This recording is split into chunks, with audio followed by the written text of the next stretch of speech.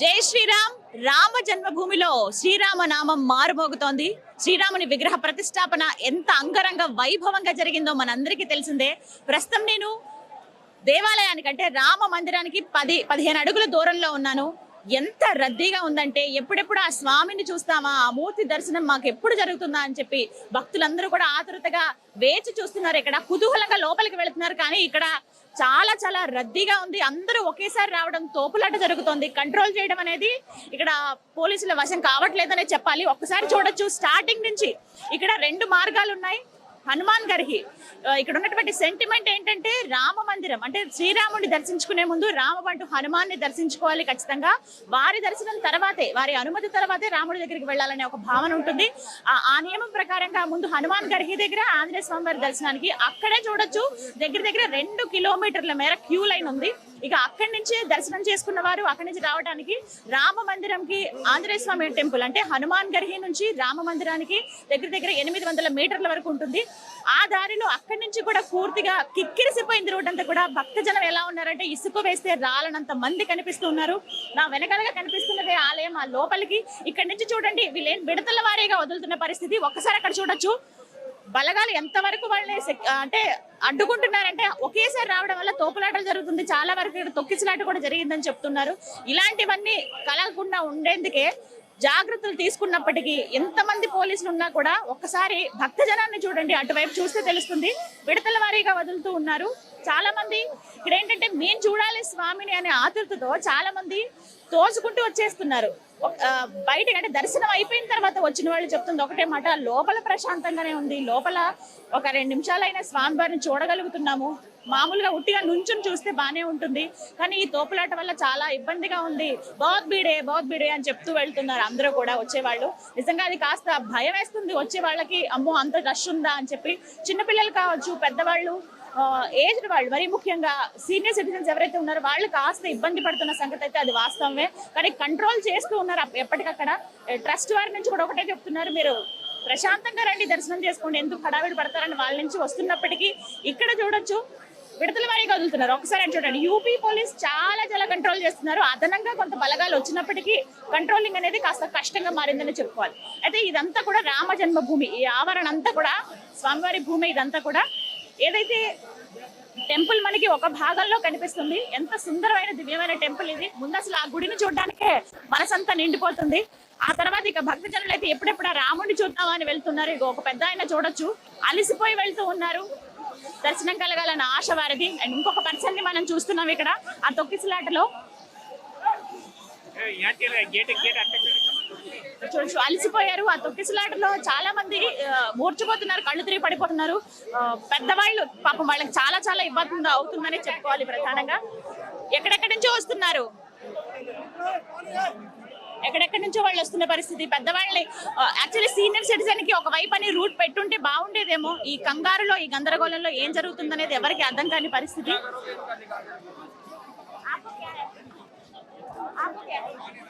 ఎంత ఇబ్బంది పడుతున్నారో.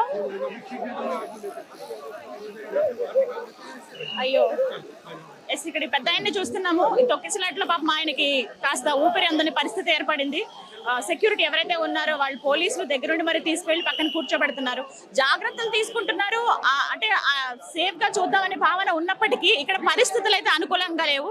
కానీ భక్తులు కూడా కొంచెం సంయమనం పాటిస్తే బాగుంటుందనే భావన వీళ్ళ నుంచి వినిపిస్తుంది. ఇంత రష్ ఒకేసారి పెరిగిపోవడం కానీ సరే అందరు ఇలా మీద పడిపోవడం చాలా మందికి ఇబ్బందే. ఒకటే మాట అంటున్నారు, చిన్నపిల్లల్ని తీసుకొచ్చిన వాళ్ళు కావచ్చు, లేకపోతే ఏజ్డ్ వాళ్ళు ఎవరైనా వస్తే మీరు దయచేసి కాసేపు ఆగి లోపలికి రండి అని.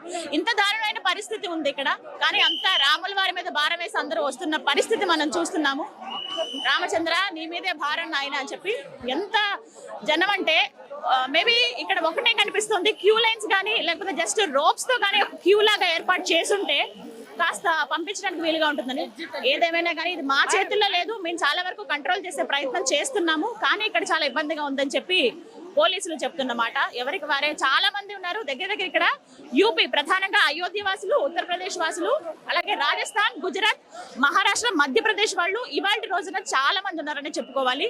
ఇది మాకల్లా మేము స్వామివారిని చూడాలనుకున్నాం. 500 సంవత్సరాల తర్వాత నిరీక్షణ మందిరం ఏర్పాటు చేశారని ఒక మాట వినపడుతుంది. అది వాస్తవమే అయినప్పటికీ కానీ రద్దీ చూడండి. పోలీసులతో వాగ్వాదానికి దిగుతున్నారు. ఎందుకు మమ్మల్ని పంచండి. एक दीदी तो मर गई, बूढ़ी थी ना बहुत, जिसे बाहर कंट्रोल करना चाहिए, बाहर से कंट्रोल करना चाहिए।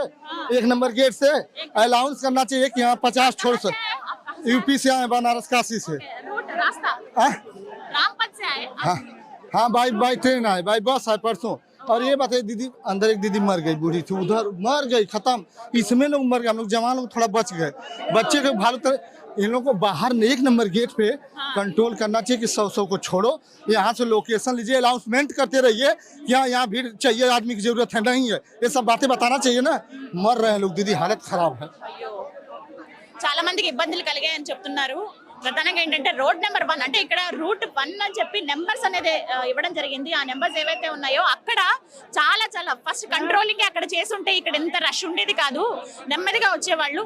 కానీ ఇంత రద్దీ ఉండడం అనేది ఎవరు ఎక్స్పెక్ట్ చేయలేదు. చాలా మందికి ఊపిరాడని స్థితిలో ఉండిపోయారని చెప్తున్నారు. ఇగో వీళ్ళంతా కూడా ఫ్యామిలీస్ గా వచ్చేవాళ్ళు, వాళ్ళు కలిసి కట్టుకుంటే కొంతమంది తప్పిపోయారని చెప్పి కూడా ఒక బాధ. వాళ్ళందరినీ పోలీసులు పక్కకు తీసుకువెళ్ళి వాళ్ళ గురించి ఇన్ఫర్మేషన్ అవి గ్యాదర్ చేస్తూ ఉన్నారు. సరే వెళ్దాం. నేను అనుకున్న నార్మల్ దర్శనం అసలు ఎలా ఉంటుందో, మేబీ ఇంత అరేంజ్మెంట్స్ చేశారు కాబట్టి కంట్రోలింగ్ అనేది ఉంటుందేమో నేను భావించాను. బట్ ఈ అంటే ఆ ఆతృత, స్వామివారిని చూడాలన్న కుతూహలంతో ఎవరు ఆగే పరిస్థితుల్లో లేరండి. చాలా దారుణంగా ఉంది. ఇక్కడ తోసుకుంటూ వెళ్ళిపోతున్నారు. పెద్దవాళ్ళకే చాలా ఇబ్బంది అయిన పరిస్థితి. బట్ చూద్దాము. ఎప్పటికైనా దర్శనం చేసుకుని వచ్చిన వాళ్ళ మాట అయితే ఆ స్వామివారి దర్శనం బాగా జరిగింది, ఇది మాట చెప్తున్నారు. ఇంత కష్టపడి వెళ్ళేది ఒక క్షణం ఆయన్ని చూడడానికే కదా. ఆ దర్శనం అయితే బాగా జరుగుతుంది. ఇంకో విడతల వారీగా ఇప్పుడు కంట్రోల్ చేసే ప్రయత్నం చేశారు కానీ ఇంకా అవ్వక మొత్తం ఆ బారికేడ్స్ ని కూడా తోసేసుకుంటూ లోపలికి భక్తులందరూ కూడా వచ్చేస్తున్నారు.